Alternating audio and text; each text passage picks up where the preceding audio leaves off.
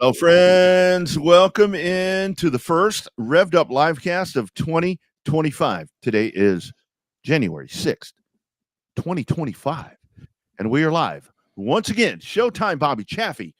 He's right over there. He's down south.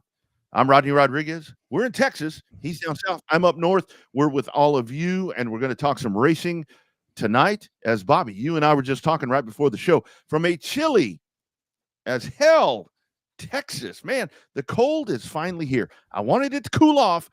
Wasn't quite sure I wanted this.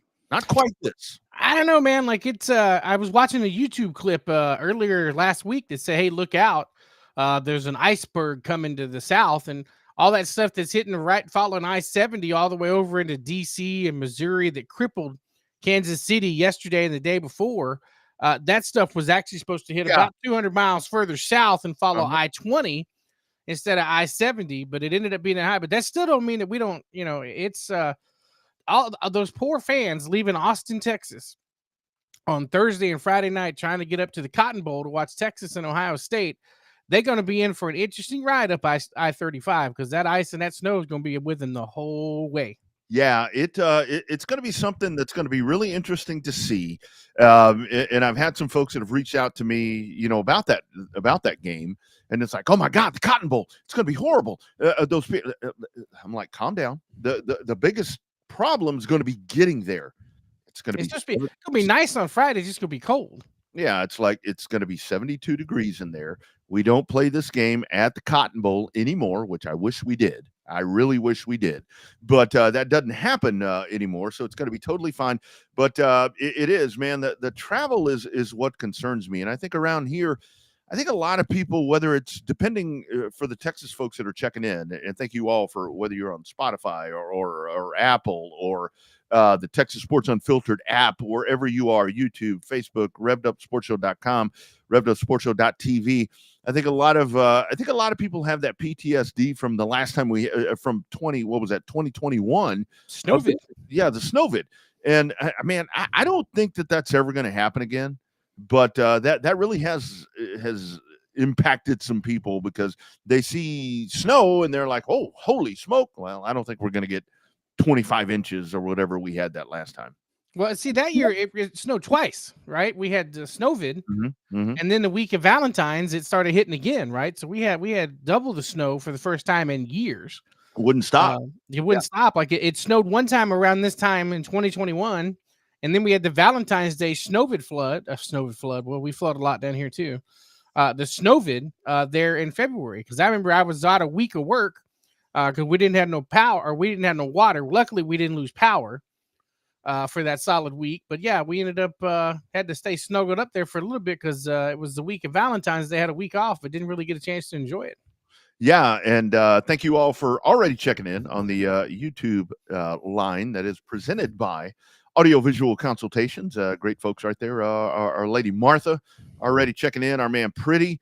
And Pretty said it's supposed to get a little western up there. It's going to get kind of crazy all the way around here. And I think for the folks that are going to be heading to Tulsa, I'll be in Tulsa on Saturday. And I think I'm going to avoid most of this, but I'll be driving. So, whatever. It's just kind of one of those things. But, yeah, the weather does kind of make things interesting when this stuff happens because it kind of shakes things up and it makes everybody a little kind of jacks them up a little bit. And I will say, before we dive deeper into this, don't go buy all the toilet paper. Don't buy all the water. Don't do all that. I don't think it's going to be quite that bad. I was talking to one of my coworkers up in Springfield this morning, and we were talking about doing a little planning, Bobby, for the Chili Bowl. And I said, dude, I said it's really cold up here, and he's like, or down here. He said, what is it, like 30? I said, yeah, dude. I said, fucking 30 degrees. He's like, I went out this morning. It was 10. So, Jeez. yeah, it's one of those things. It's comical, but at the same time, it does get pretty serious over here because it's different. It's very different. Yeah, I mean, well, we're just not used to it. We proved in 2021 we don't have the infrastructure for ice and snow and all that good shit. When you have water plants going down for weeks at a time and losing water to millions and millions of people, and power going out to millions and millions of people. Like, I mean, I remember having to pull up with a wood splitter to my parents' yard that didn't have water or electric, and they refused to leave. And I pull up in their house, and it's a good solid 41 degrees in the middle of their living room. So, yeah, it's crazy. So it's I mean, we're not set up for that kind of stuff. They're ready for it. I mean, it even puzzled and paralyzed Kansas City the other day, with having to shut the airport down and all that stuff. Chiefs couldn't leave and all that. So even the major cities, when they get hammered, it's different. But man, down here, you throw that word ice and then ice storm, shit, we done. Put a fork in us. We can't drive in ice to save our ass down here. Yeah, that's the whole thing about it, to where when the ice thing happens, it's like, I think around here the problem is that driving is not simple in the first place.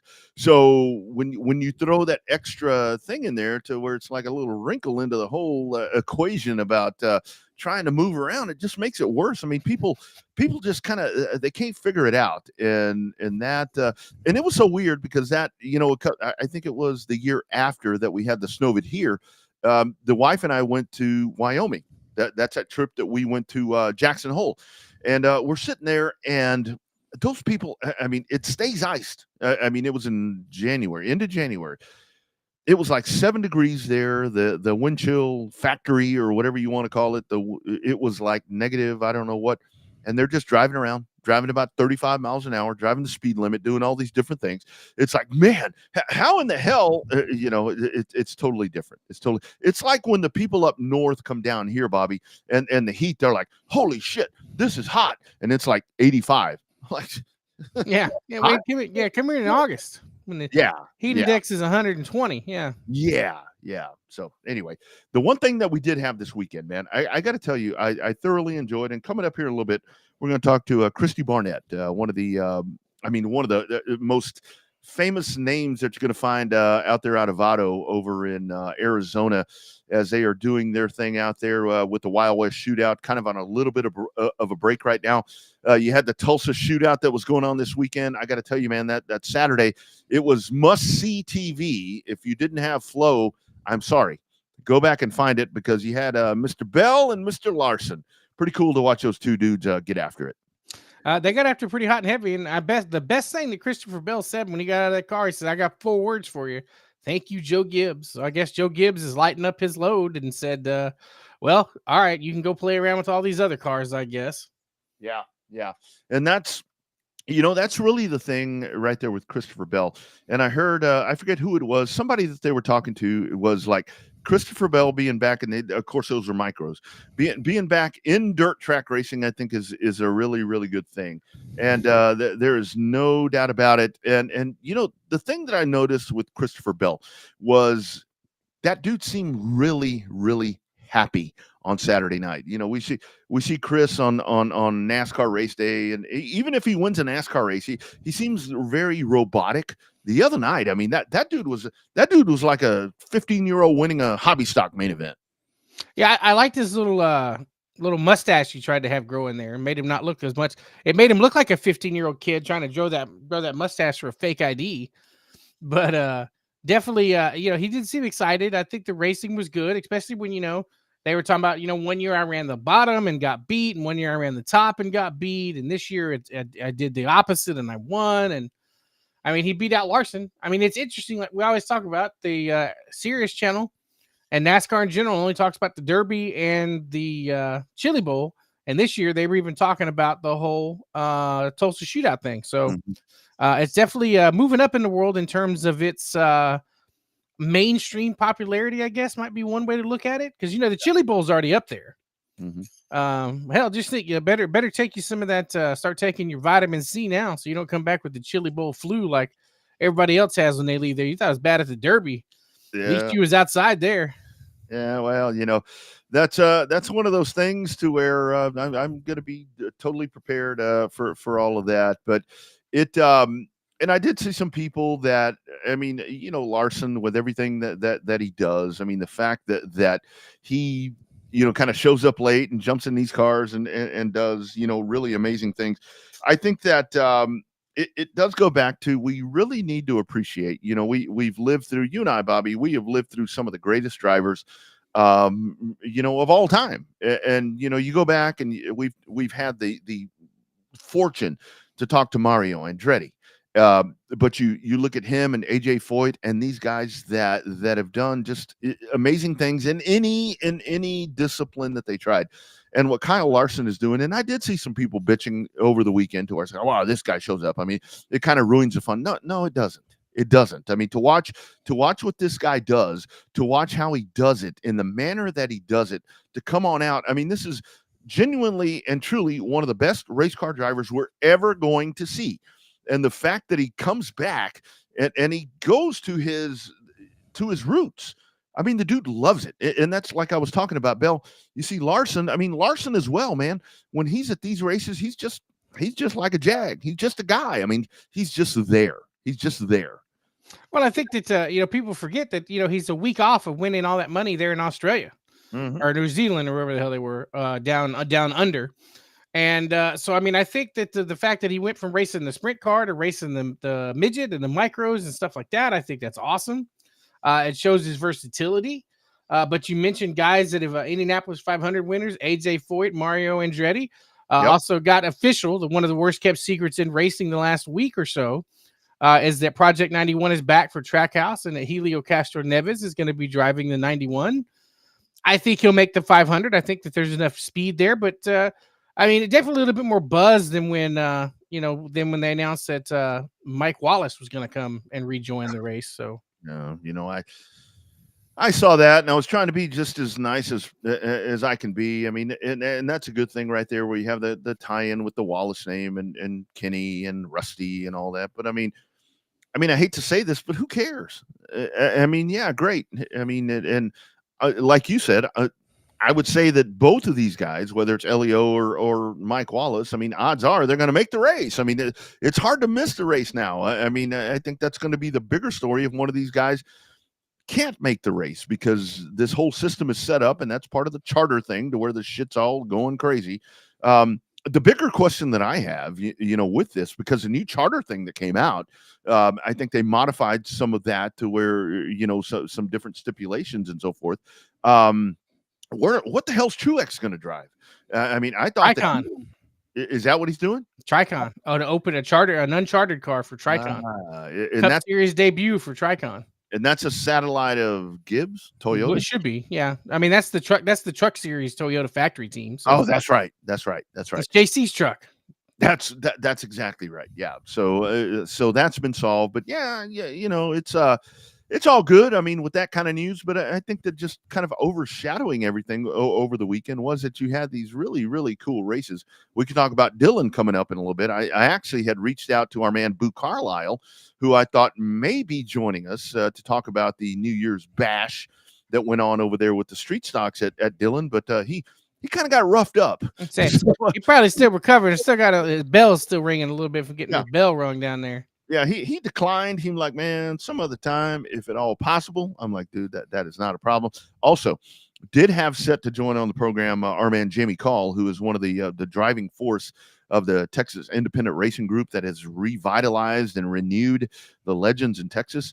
But when we talk about weather and we talk about people that are doing great stuff, Jamie Call called me today.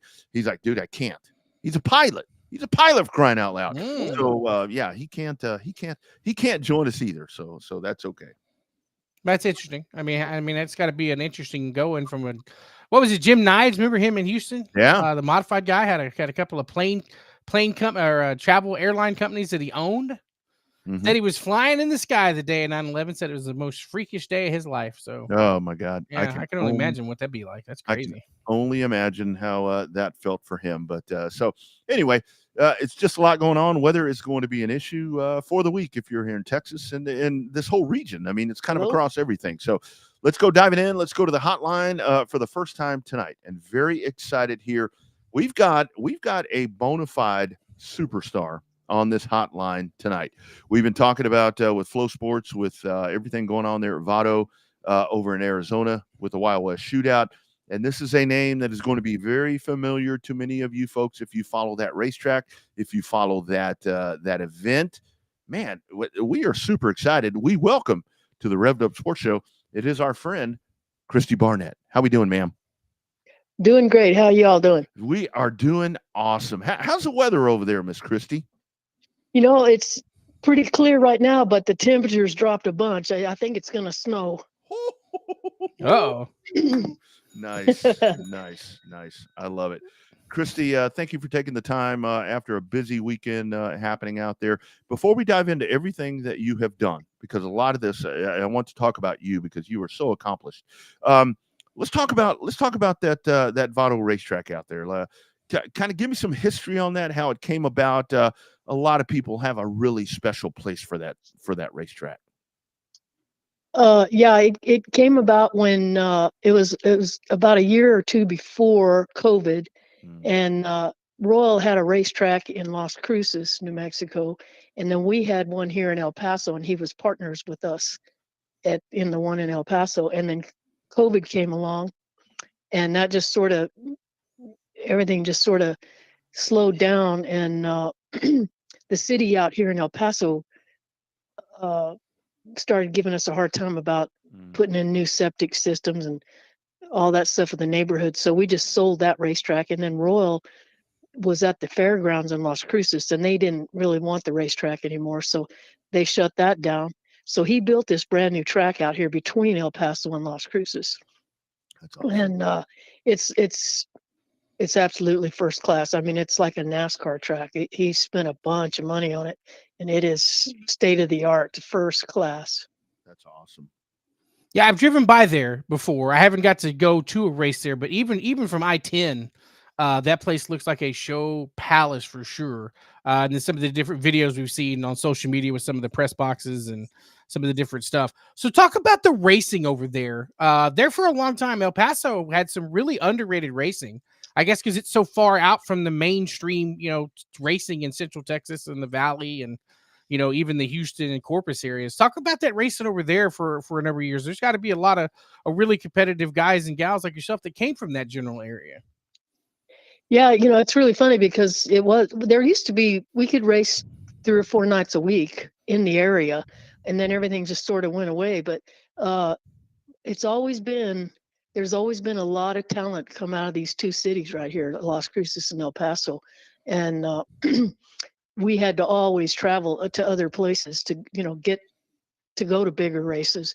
And it's just amazing the kind of competition that comes out of here. I mean, there's some really good drivers that's come out of this part of the country, and like Stormy Scott and Johnny Scott, and they started out here at Las Cruces. They were little go-kart drivers, and and then you have just up the road here, which is Albuquerque. That's where Josh Kane and Rob Mosley come from.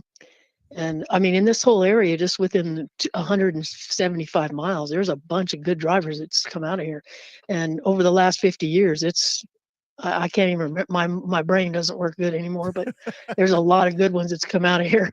Yeah, absolutely. So Christy, mentioning that, I mean, just for folks geographically, Bobby and I, we're in Central Texas. He's down in the southern part, closer to the San Marcos part.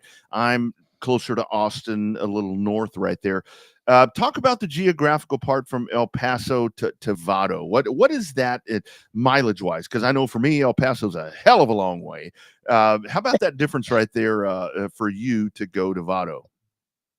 Well, it's we're right on the edge of Texas and New Mexico. So it's for us now, Las Cruces used to be 60 miles to the racetrack. Oh shit. Vado is directly in between. So it's like 30 miles from our store in El Paso. I love that. So it's closer and it's right on I-10. It's the most fabulous location you can't even imagine. It's just right on I-10 physically. Mm-hmm. So, Christy, talk about this Wild West deal coming out. I always find it unique and pretty awesome, especially with the event of streaming services now, that you get a chance to see a racetrack get showcased. We see it with Vado, with the Wild West stuff. We see it during Speed Weeks with New Smyrna and some of the other tracks that have great history. Obviously, Vado, it pulls from all the generations of history with Las Cruces and El Paso.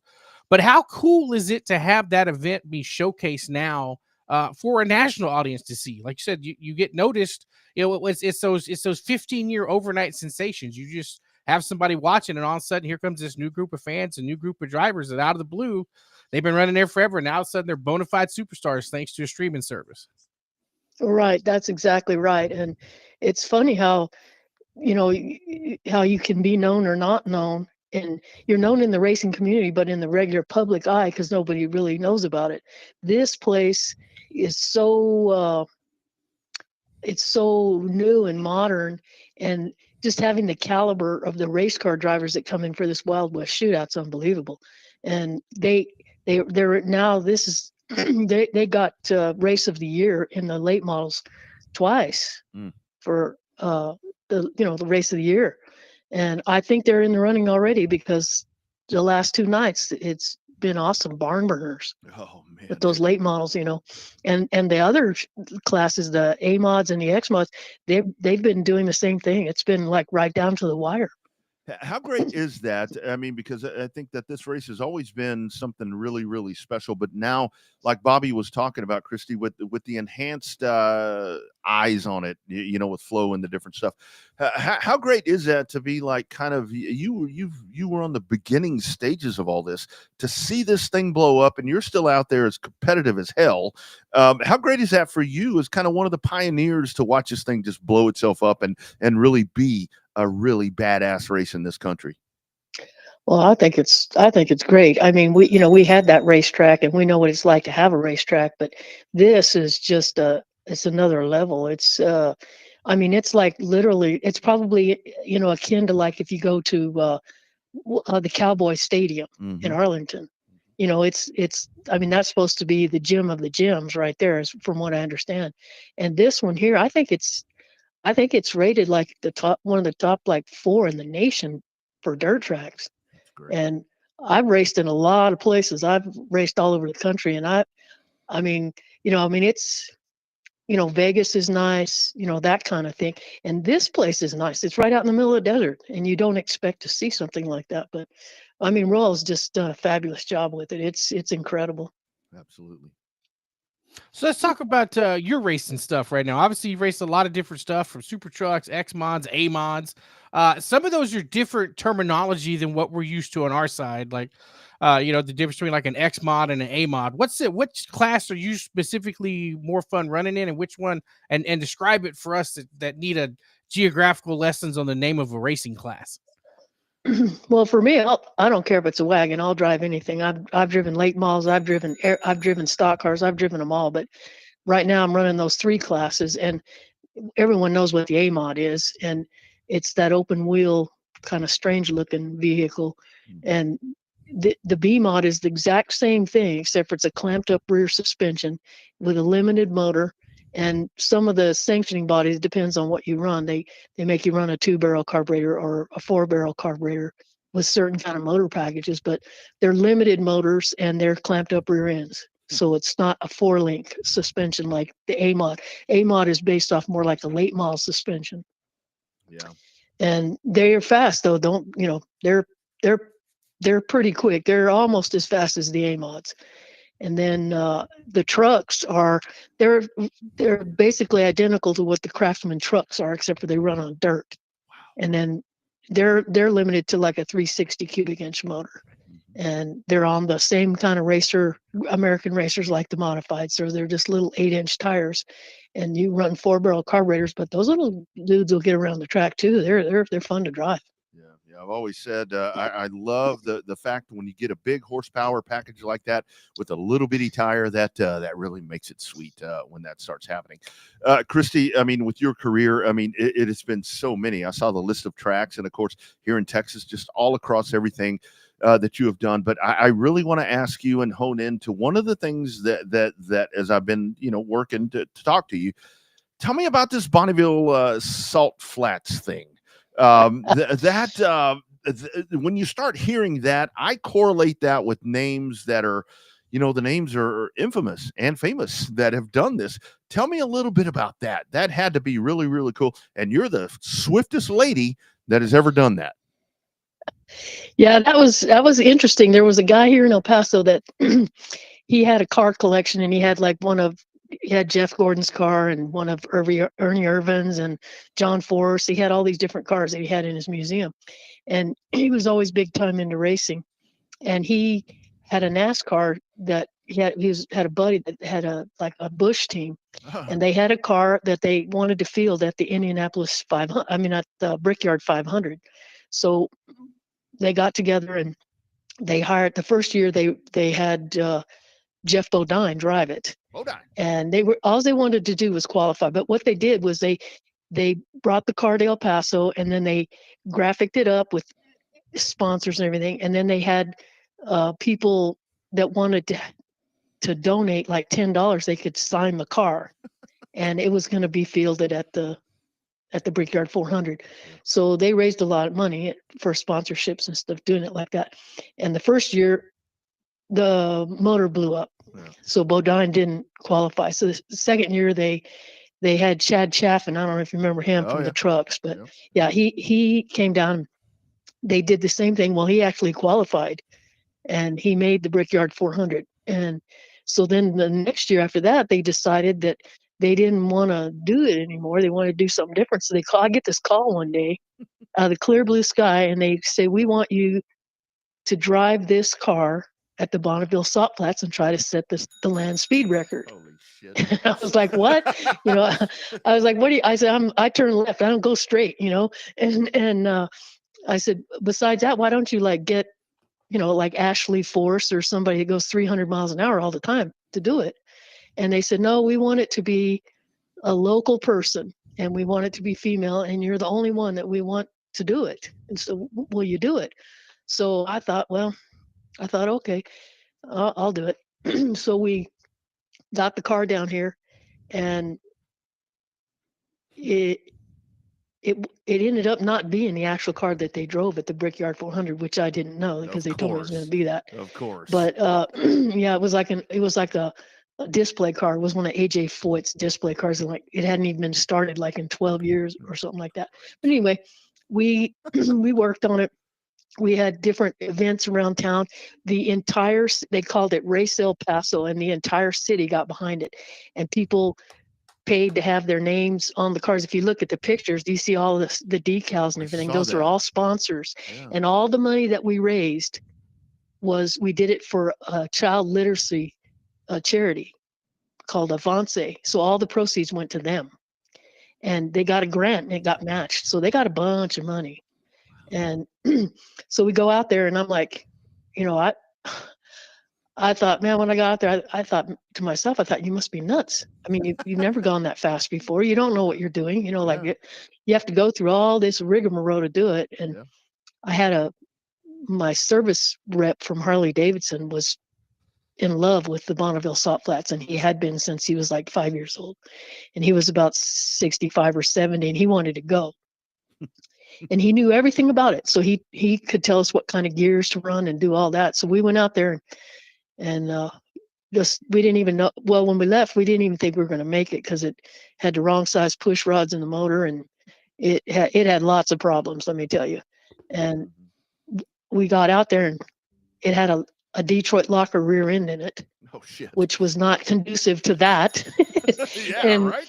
I kept telling, I kept saying, man, this thing is squirrely. You can't, it wants to turn left. And the rear end was cambered. It was still set up to turn left from whenever it was raced. Mm-hmm. And it was very interesting. And they make you go do driver's license things.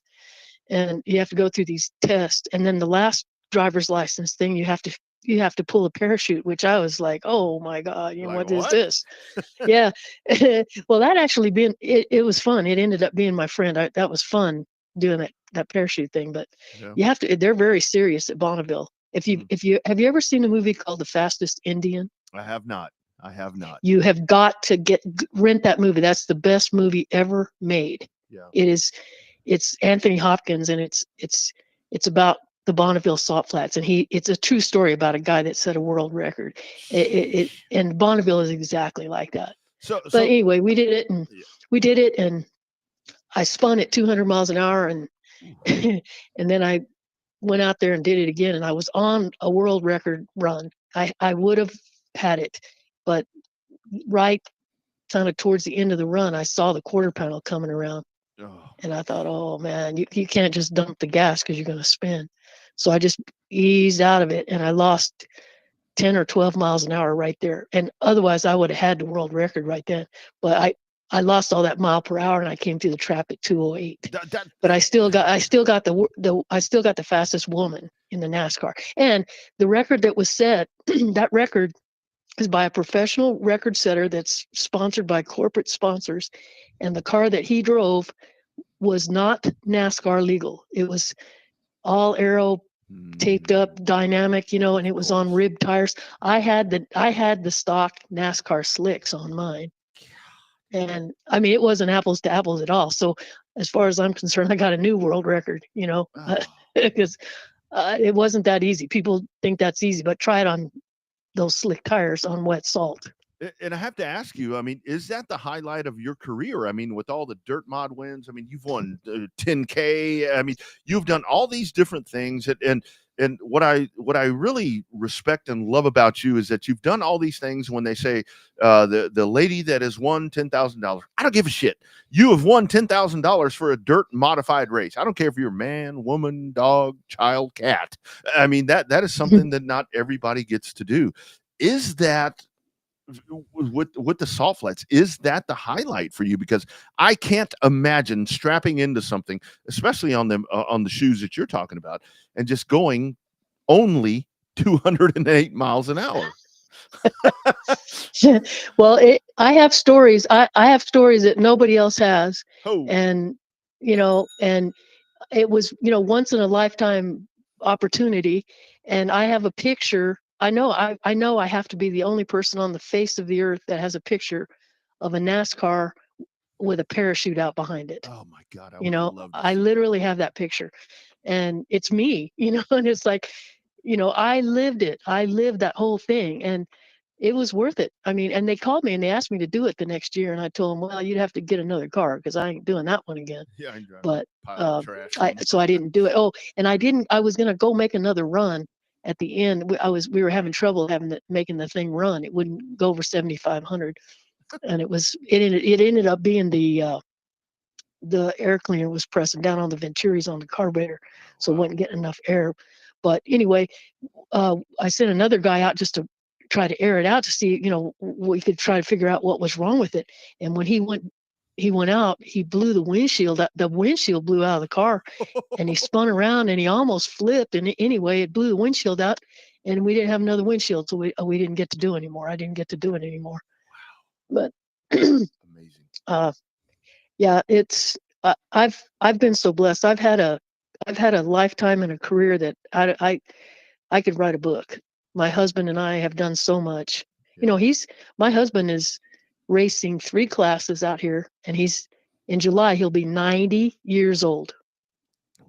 90? 90.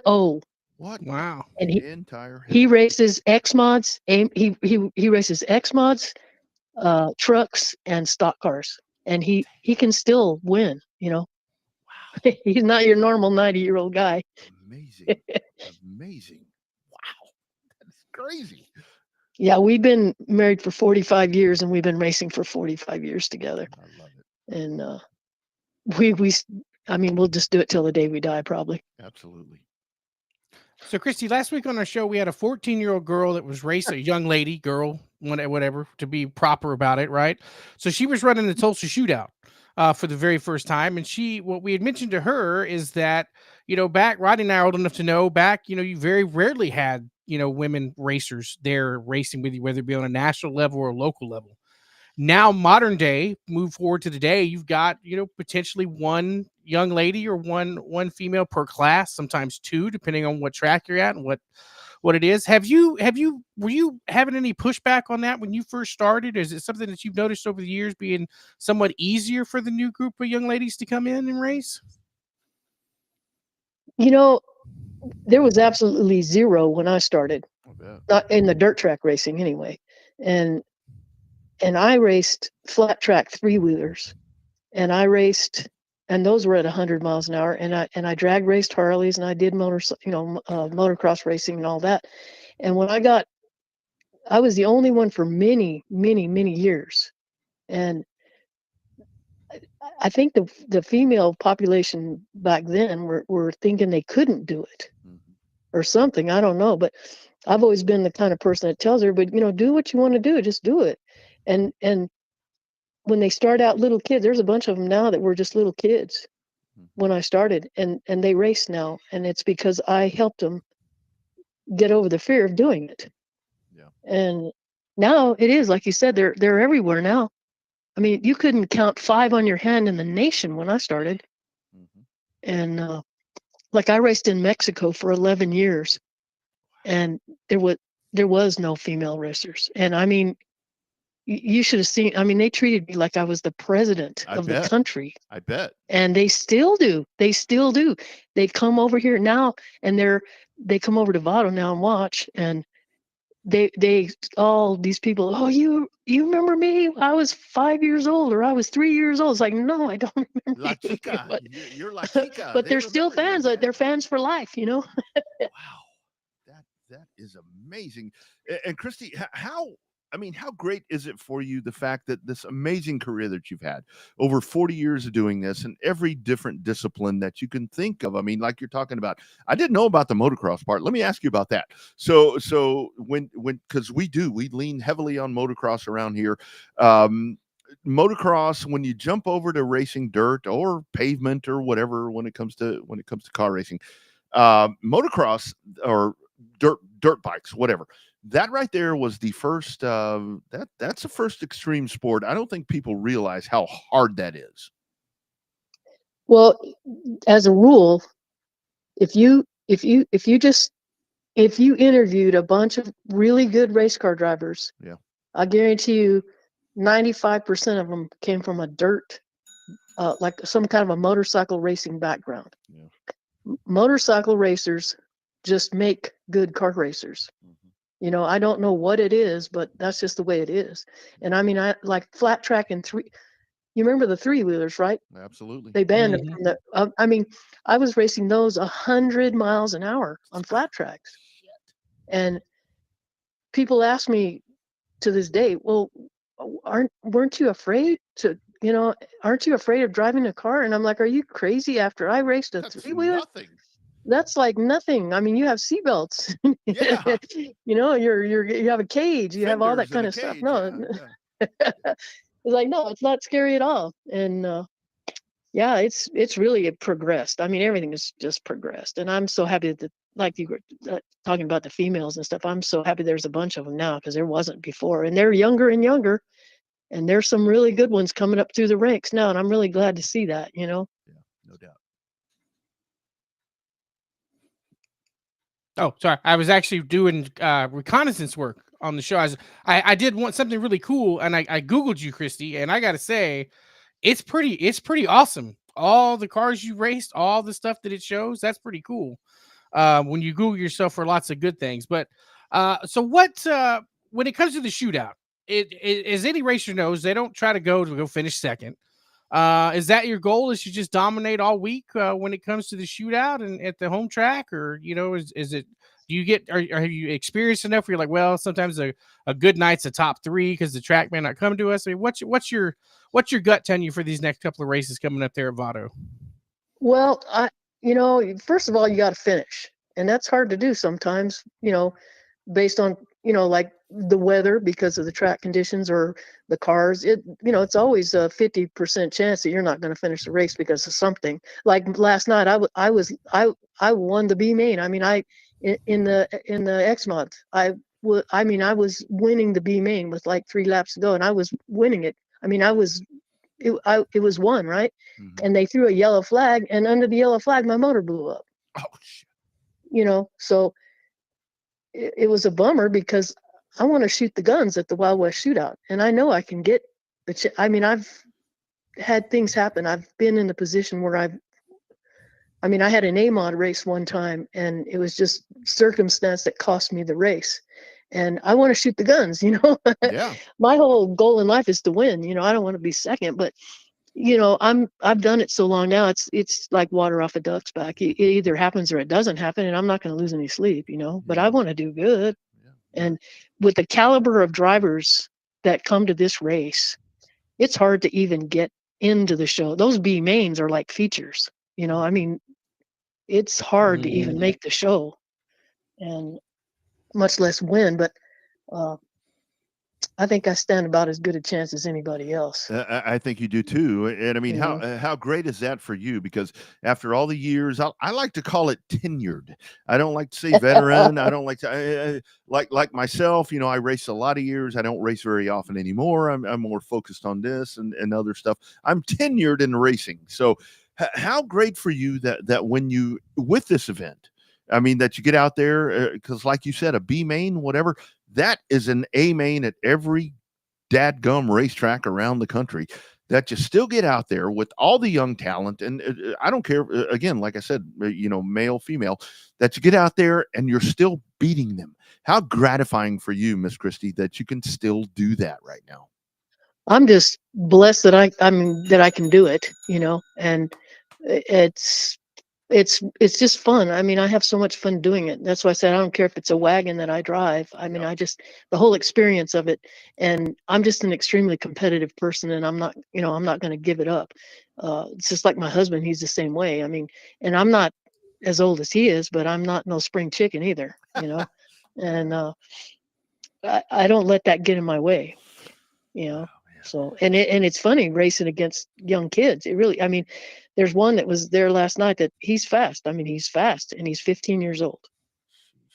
And that's what he does now. He goes with his grandfather, and they go to all these big races. And I think they said he raced 100 races last year. Yeah. All big shows. Yeah. So you can't get better unless you go with people that are better than you are. So that's the way I've always done it. That's what I'm talking about. Well, Christy, best of luck on the remaining races of the shootout, and here up in 2024 again, here up in 2025. And we look forward to following you and all your accomplishments up to this year and in the coming seasons going forward. Thanks for joining the show. Well, thank you so much for having me. Is there a way to get it? Like, so my husband?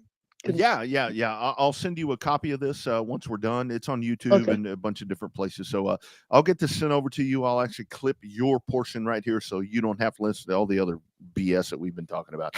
But we'll get that over to you. So the rest of the week, because I know that Vado, the shootout's kind of broken out. So when you got Wednesday and then through the weekend, is that what's coming up? Yeah, Wednesday and then Friday, Saturday, and Sunday. Absolutely. Yeah, really, really cool. All right, my friend. Thank you so much. Thanks for responding to my message. Man, this has been amazing. And I want to tell you this, between you and your husband, especially your husband, you tell him, I'm going to get up tomorrow morning. I'm going to go run 2 miles because my fat ass doesn't want to get out of bed. And I'm not quite that age, but I'm going to be better. I'm going to be better. That is so amazing. I'll tell him. You bet. I'll tell him. Good luck the rest of the way. And thank you for gracing us with these great conversations that we've had tonight. Thank you so much for having me. Absolutely. Take care. Okay. You bet. Bye-bye. You bet. There she goes. Man, that's a badass. I tell you got to Google it, dude. Google her and the pictures. I know everything. I'm saying you did a lot of research prior to what I did, but damn, she is. You're right. She's certified badass. And that was one of those things, because that's for the company I work for. That's one of our events, and so I have to pay attention to our events. And I'm sitting there watching that the other night, and I'm writing down all these different names, and her name popped up, and I'll be honest with you, Bobby. When I saw that she won, that race, my first thought was, okay, that's got to be another, like she was talking about, 15, 17, 18-year-old phenom coming out of El Paso, that's doing really cool things. I don't know how I haven't heard of her racing down here, but she has raced down here if you look at the list of places that she's raced. But once I started honing in, I'm like, what in the hell is this? Certifiable badass all the way. Man, she's great. Christy Barnett, man, that's cool. Yeah, that's a lot of, and we could have talked to her for hours. She got so many stories and different kind of classes and stuff. Could have talked to her for hours, but we didn't want to bore her with our smart talk. I mean, we just wanted to be in awe of her stories. Anybody that can go on the salt flats and press down the loud pedal and go that fast or that long, that's pretty damn impressive. Yeah, and that was the whole thing with that. I mean, because I'd read about the salt flats and all the different things right there. I didn't know that was actually the car. I tell you who would be really good to talk to about the salt flats and all that is our man Joe Cantrell, because I know that he has been a part of different factions that have done that. I think that he could really enlighten us on some of that. I didn't know that it was like a display car, and with the slicks. Are you kidding me? I mean, I know the dirt track people are dying to get those asphalt slicks right now for factory stocks. Mm-hmm. Which, by the way, get your own tire. Come on, man. Quit leaning on them. But I didn't know that part. 208. Only 208. I like how she said, I lost all the miles per hour. And I only went 208. Wow, it's crazy. Yeah, when you Google her, she got a picture of the car there on the salt flat car. So. Oh, man. Here we go. Here, I didn't know this part. She has also won $1 million in Vegas. Our man, Steve Sims, which if Stormin' Steve Sims is laying this out there, it's got to be the bona fide factor right there. I actually want to say there was some kind of casino picture or something when I was Googling her earlier. Man. So that's got to be, that's pretty much going to be verified from one of the pictures I saw earlier. It's got to be. I mean, really cool stuff right there. We'll get that buttoned up and podcast out for you guys and get that over to Christy, especially right before Votto coming up as we dive in for the rest of the Wild West Shootout. We can talk about that right quick. Man, I was really hoping that Garrett Albertson was going to win that first race. The fast time right there, man, he seemed to be right in prime position to win that. Bobby Pierce comes in right there on the restart. Garrett kind of goes down low, and Pierce, he kind of saw that and he pounced on it. And Pierce, 2 for 2 in Votto so far. Well, I mean, it's a hell of a track, and you just that's the one thing about dirt track racing we've learned over the years is that timing. Being great is one thing, but timing and luck just come down to making an exceptional dirt track race, and I think that's what happened between Pierce and Garrett the other day. So yeah. I mean, it is what it is, but sometimes you just got to go, just go for it. Yeah. Yeah. I mean, that is the thing right there to where it's like, I am so amazed all the time when I'm watching, with the dirt late models, sprint cars also, I mean, and I'm talking more in that upper echelon of different divisions that race on dirt to how they are so good about reading the racetrack. With us on pavement, we sit there and you get to a point where it feels good and you just kind of hit the mark and do whatever you're doing. I mean, where the rubber's on the racetrack, where the groove is, all these different things. But with dirt, it varies so much. And to watch these guys and ladies, obviously what we just heard right there, do what they do, man. That's kind of part of the funnest, that's not a word, part for me is to sit there and watch them just work the racetrack the way that they do. Yeah, I mean, and it helps when you have the quality of the show that's there, and then you've got the locals trying to defend their turf. I mean, that's pretty awesome. Yeah. That's pretty lines up to be really, really good racing avenue for it. And you just have to think a lot of that streaming because there's more people now. It's no different than when we had that discussion about Marshalltown, Iowa a couple of weeks ago. If I watch it from the comfort of my own home in Central Texas, that's one thing. But now it's like if you're there and you get a chance, you live within 100 miles of Votto, get your ass to Votto because that place is a speed plant and it's a hell of a nice facility. Yeah, I've heard nothing but really, really amazing things about that place, and it has definitely moved its way up onto my list of places that I plan to be. And the whole thing is, if you want to go to Vado, if you want to go to one of the racetracks in Texas or around these places, there is one thing that you should have on your phone, and it is the My Race Pass app, because you can follow along with everything that's going on. Take a look at what My Race Pass can do for you. Welcome to the My Race Pass app, the #1 app for motorsports fans. We want to make sure you get the most out of your My Race Pass app experience.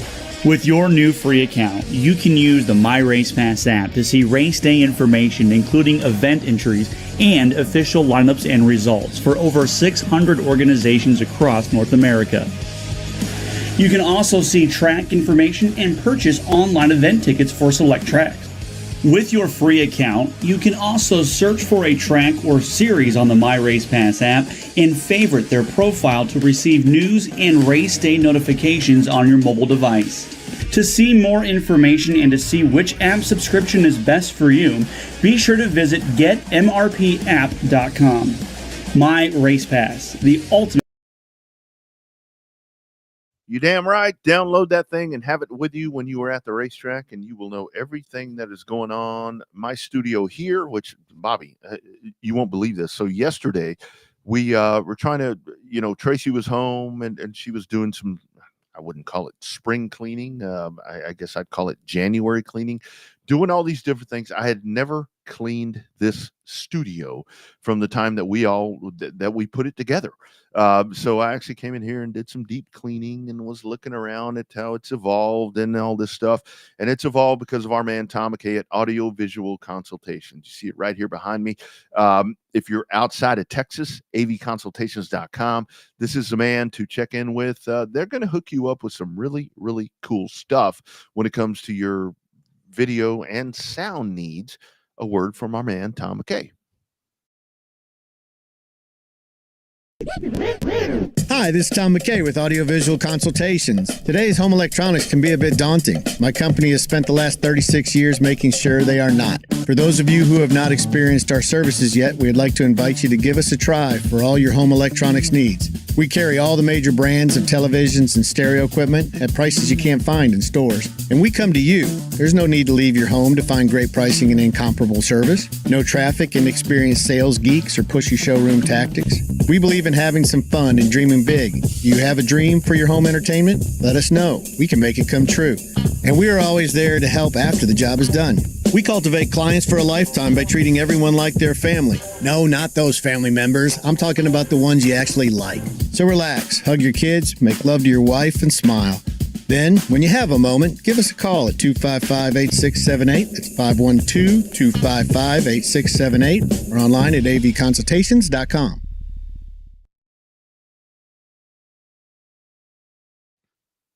That is right. Check them out. They will set you up with the system that you need. Doesn't matter what you're looking for. I like to call it, for race fans, your home speedway system. Bobby, saw over the weekend, the Rev is back, Louisiana. It's kind of sitting right there. That's one of those places you kind of drive by that. It's sitting there, Revolution Park. There's been a lot of different variations of that. It was a pavement track there, and then whatever the singer's name is, he came in and did all that stuff and fancied it up and did dirt stuff, and sky was the limit, and then that went away. So kind of your thoughts there on the Rev coming back. They're throwing money around. There's a lot of money on the line, it seems like. Well, we'll wait and see attitude on it. I mean, it's not the first time that place has been open, not the first time that place has been closed. So we'll see what happens with and not trying to talk disrespect about any potential promoters over there, the people that are running it. But sometimes, you're the prior experiences that you have at a racetrack, lean on a new promoter, right? And so some of that carries over, because some people don't know that they could care less whether it's John Smith or David Atkins running that show, because of the fact all they know is that they've seen the sign with the Rev and they've been over there. And they either had a good time or they didn't. They're either going to tell their friends good things or tell their friends bad things. So best of luck to the new people in charge. I'm having an open mind, open concept about it. to just see what it's going to shape up as. I'm sure we'll have some friends that'll be part of that deal in the announcer community, and definitely have ones that'll be part of it in the streaming community as well. So I'm just keeping an extra eye open, kind of just peeking, hoping for good thoughts. I mean, I'd rather see it open back up as a pavement type track, for asphalt style cars on the concrete. But hell, we can't keep the one we got going in Houston going real good. So no reason to set another one up for failure in Alabama. Or Louisiana. Well, that's always been my thought, and there's a really good chat going on right now on LoneStarSpeedZone.com about kind of something of that topic when it comes to with Houston and so forth, and what needs to happen, and all of that. I mean, I really think, and that's the reason that I wanted to talk to Jamie Call this evening, and we'll talk to him in the next couple of weeks, because I really think that it seems like, because you look at Nashville and some of these tracks, I mean, they really are relying on legends and legacies and bandoleros and all these different things that are kind of the driving force to those things. But my thought about the Rev is that it's going to be one of others. I mean, it's going to be, I would say, if I was going to make the investment and apparently it's been purchased, and that's where we get into this conversation all the time, to whether it's been bought or I don't know. I mean, apparently it's been purchased. So if it's purchased, they do whatever the hell they want to do with it. If they want to drop dirt on it, that's fine. If they want to put ice on it, whatever. If they want to turn it into Schlitterbahn, they can do whatever they want to do, because it's theirs. But I do think that racetrack, to me, in its current state, we've seen the pictures on Facebook and all the social stuff. I really think that could kind of be that place that could, for pavement racing, that could do some really cool stuff. And that's, I go back to the conversation on Speed Zone, to where it's like, Rodney, I mean, you're wanting super late models to race every week. No, I'm not. I want one or two races there. And I think that's where Louisiana, where that place is located, I think could really do some cool stuff. I don't think that dirt is the answer, but you know what? I'm not paying for it, and I've seen the purse payout, and they're saying that they're going to pay this money, and they're probably going to. I'm sure they're going to, but it's going to be one of many, Bobby. There are a lot of these racetracks.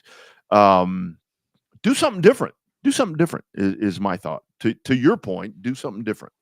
Well, I mean, I think that they got smart when they were taking a lot of the same rules as the corresponding dirt tracks within a couple of hour radius of their home base there in Monroe. So that makes sense. Keeping the rules the same with Crate Racing USA. Some of the street stock rules are the same. Factory stocks are the same as all the other classes around there. So that's a good way to draw in cars. But the problem is, how do you differentiate yourself from the other racetracks? That's my point. That's the problem. So it's hard to, at least here, it's the same problem we face in South Texas, with the three main tracks being so close together within proximity, a couple of hours of each other. So it's a challenge that they're going to have to figure out, and it's a challenge they're just going to have to find a way to make work. So, yeah, I think that they're just going to have to try to blend in there. And that was one of the things, this weekend, with everything that we saw going on in Tulsa, at the Tulsa shootout, to where I posed a question about about teardown, with everything that's going on there at teardown, and it's like, well, I would do that if they paid a better purse. I mean, I'm sorry. I mean, people spend a lot of money that you're not going to recoup regardless, and that's totally secondary about this.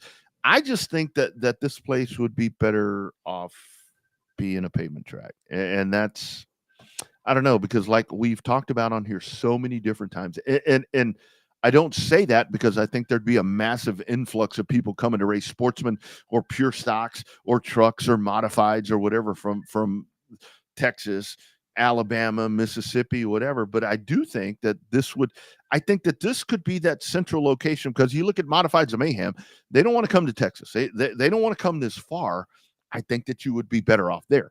I think Pro Late Models, this new Pro Late Model thing that's going on, Rogers Dabs is doing this Pro Late Model thing.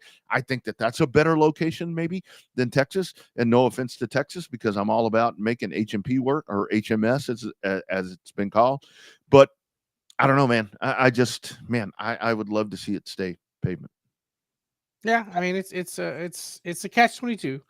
But best of luck to the owners. I mean, when you're sticking your neck out like that and putting money on the line, I mean, that's, no different than our man Cord Beer down in Texana. Got to put your money where your mouth is, and he puts it there multiple times a year in investments. So maybe they'll do the same thing over at the Rev. Yeah. Yep. See how that all works out. The rules are posted. Oh, I don't know if the rules are posted, but the payouts are there. And that's the one thing that's going to get folks animated and get them set to go. Before we wrap up, the super late models were on track at New Smyrna, kind of getting ready for the Speed Weeks. I mean, Speed Weeks is coming up. And I did see ASA, the ASA Stars Tour, really doing a huge thing right there to where we're back into this war again, where Ricky Brooks has done a really good job with UARA, to where he's rewarding money. It's more money, not points, to crown a champion. ASA is doing now to where you dedicate yourself to run that series. You're going to make more money. So here we go. Just when I thought that this thing was going to kind of soften itself up a little bit, I think we're back into the tug of war once again, and that little rope is just hanging there, and the racers are going to be trying to figure out which way to go. I've seen a lot of really good teams that have opted that they're going to run ASA. I've got all of those dates on my calendar to where it's like, God, I mean, they're right on top of each other. I mean, that sucks. I mean, that kind of sucks to me. Well, if you're a race fan of that type of genre or that particular class of cars, it does make it more complicated because when you go, you want to see the best of the best, especially on a national tour. So that gets rough having to do it like that when they're fighting for racers. You can only have Bubba Pollard can only be in one track at one night. So that's the problem. Yep, that's right. It is Gavin Boschel that wins the Red Eye 50 at New Smyrna. He wins that over who was that? Monahan. I think Monahan in the 47 car, which is one of the ones that's a car that JC is wrenching on, that Caden had been a part of. So really good start right there. And Renfro Jr. in the 00 is the third place car. Moving forward here in Texas, as we kind of revert back before we get out of here, we are just a couple of weeks away, Bobby. You've got that $10,000 to win modified show that's coming up, and those names keep popping up. We see a lot of folks that are entering this race at I-37, and the one that really caught my name, we've been watching him there, Votto. I mean, here comes Cade Dillard. That's a big name coming to Pleasanton. He's running one of Stevie Jr.'s cars. Mm-hmm. Yeah. That's a pretty big deal too. So especially for, that quality of equipment, he's got a shot to win that thing before it even takes its first green flag. Yeah, I think so. That's going to be a big name right there. And of course, that is $10K to win right there. Limited modifieds racing for $6,500. Other classes available there as well. That's at the end of the month. We'll talk about that. Maybe have Ray on here or one of those guys as we get closer to that to kind of tie this thing up. Man, this has been a fun show. That Christy, I'm still blown away by Christy Barnett. I want to call her when we're done and be like, can you tell me some more stories? Put me to bed. I just want to hear some more about what you've done.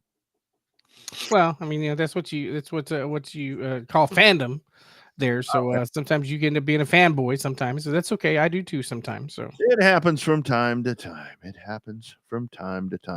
Thank you all, friends, for being a part of the program. We've got a lot coming up. Sorry, I'm kind of blowing here through the Facebook stuff to see if there's anything that we need to touch on. Again, let us know about your race events that are coming up. We want to help you guys promote. If you haven't dropped your schedule yet, let us know. We would love to help you do that. We'd love to showcase you on the show as you get those dates out. Waco with their schedule that's coming out. But again, it was funny watching the Waco thing because I kind of monitor all the Facebook sites of all these racetracks, and it's like, Waco, when's the schedule coming out? I think you know what they're doing. They race every Friday. Yeah, they're going to race every Friday, generally from March till the first weekend in September. Yeah. That's kind of what they do, and I think that they're under heat for some of the purse. Look, man, when you race every week, it's hard to pay $10,000 to win for whatever class. It takes a lot when you're doing it every week, in my opinion. Yeah, well, they still ain't a lot of money. The purse will be what it'll be. I mean, hell, work on call up a sponsor, try to get some more person for your class. They'll be able to. I mean, they're more than welcome to take more sponsorship dollars if you're willing to try to find a way to get it. I guarantee you, if you want to have a big race and you call somebody up that wants to give them money, they would gladly take that and distribute it efficiently for everybody involved. All right, you guys, like we talked about at the top of the show, be weather aware. I think it's going to get a little weird around here. A little weird. I'm interested. I've got everything I need. We got everything lined up, got all the food ready, got all that stuff purchased, got everything ready to roll to just hunker down for a couple of days and then peek my head out and watch some more college football in addition to that shootout we got going on right now up in Frisco. That's it. I got the ramen noodles ready to go, so we will be good with that. Thank you all for being part of the program. We do it every Monday right here live, LIVE. We are live. This shit is not recorded.